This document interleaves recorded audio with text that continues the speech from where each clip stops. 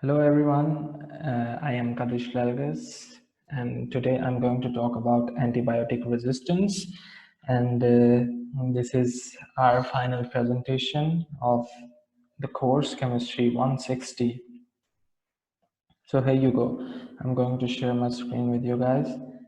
And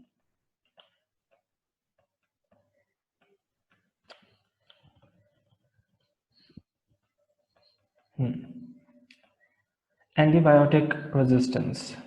So first, let's see the table of content. I'm going to talk about what is antibiotic, how it works, what is antibiotic resistance, why antibacterial resistance is a concern, its cure, and causes. So what basically an antibiotic is?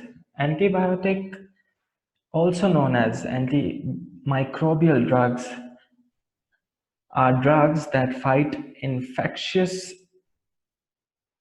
diseases which are caused by bacteria.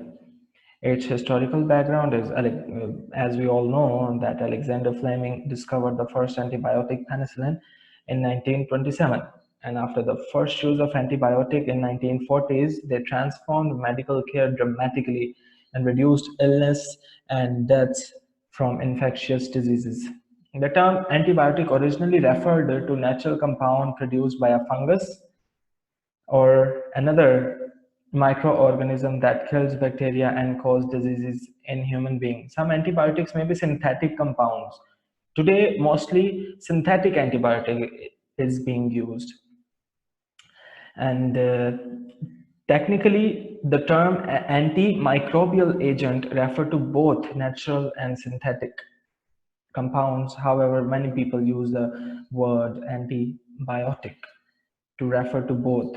Although antibiotics have many beneficial effects, their use has contributed to the problem of antibiotic resistance. So here you go. Let's see now how antibiotic works. So antibiotic fight bacterial infectious antibiotic fight bacterial infections either by killing bacteria or slowing down and suspending its growth. They do this by there are several different ways. Antibiotic does that by attacking the wall or coating surrounding the bacteria, interfering with bacterial reproduction, blocking protein in bacteria. Antibiotics begin to work right after you start taking them. However, you might not feel better for 2 or 3 days.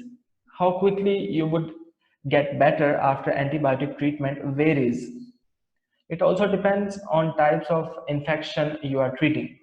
Most antibiotics should be taken for 7 to 14 days. In some cases, shorter treatment work just as well.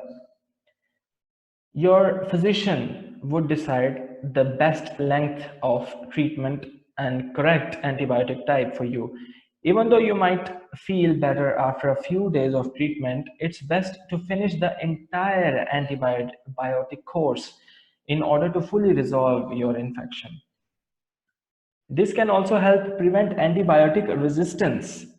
Don't stop your antibiotic early without first talking with your healthcare provider. So, what is antibiotic resistance?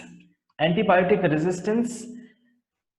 Antibiotics are powerful medication that work very well for certain types of illness. However, some antibiotics are now less useful than they once were due to an increase in antibiotic resistance. Antibiotic resistance occurs when bacteria can no longer be controlled or killed by certain antibiotics. In some cases, this can mean there are no effective treatment for certain conditions. When you take an antibiotic, the sensitive bacteria are eliminated. The bacteria that survive during antibiotic treatment are often resistant to that antibiotic. These bacteria often have unique characteristics that prevent antibiotic from working on them. Here I have attached image. This is the image of beta lactam ring in antibiotic. Usually the penicillin and its derivatives have the beta lactam ring, but few bacteria and few pathogens have evolved,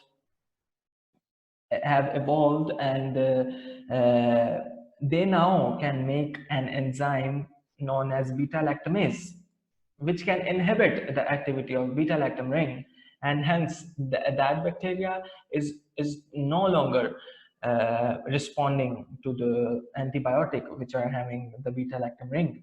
And here is a image in which you can easily understand the antibiotic resistance. So this is the normal bacteria, and after applying the antibiotic, the bacteria died.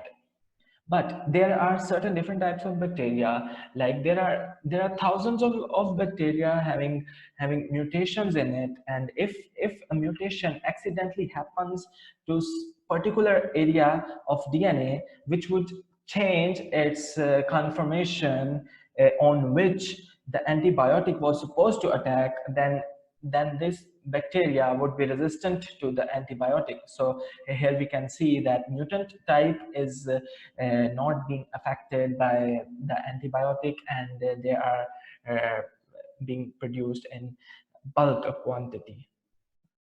The causes of antibiotic resistance could be many. Those can be excessive use of antibiotic and not completing the entire course of antibiotic, and poor hygiene and sanitation. And this point, not completing the entire course of antibiotic, is very important, because especially in Pakistan, as we start feeling good, we just leave the antibiotic. We do not take much consideration into it, because we think that now I am good, I do not have to take, and I do not need to take the medicine. But we must know that on our first few dosages, the quantity of bacteria goes down, but still there are bacteria which can cause the disease again. So that's why the total course of antibiotic should be considered. The point, there is another uh, point of policies. The government have policies on the sale of antibiotic. They have made the policy that you have to show the physician prescription to the pharmacist, and then they would give you the antibiotic.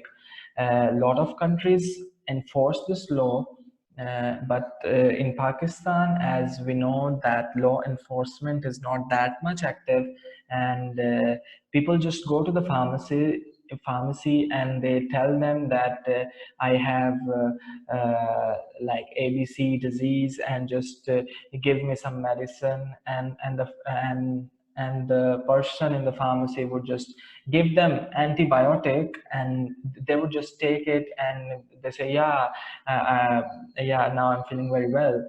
uh, this is also one of the leading cause of antibiotic resistance. Hence, because the person in the pharmacy uh, sometimes have no idea of the chemical uh, which is in the antibiotic. So this thing should be considered with much attention, and with much I must say with much enforcement. So why antibacterial resistance is a concern? So here are the few points, and I'm also going to tell about the scope of this problem too. First point is a resistant organism lead to treatment failure, and then increased mortality, and then and then threatens to return to pre-antibiotic era. And this point is the most, I must say, the dangerous point, because if in the future the bacteria become resistant to the antibiotics available to us, then we would be living in the pre-antibiotic era, like minor injury or minor wound would be fatal, could be fatal. And here is some statistics that each year 2 million people are infected with bacteria that are resistant to antibiotic, resulting in at least 23,000 deaths. So thank you so much, guys. If you have any question, do text me, or you have my email. Just ask me the question. I would try to reply as soon as possible. Thank you so much for giving me hearing, and I really appreciate that. Thank you.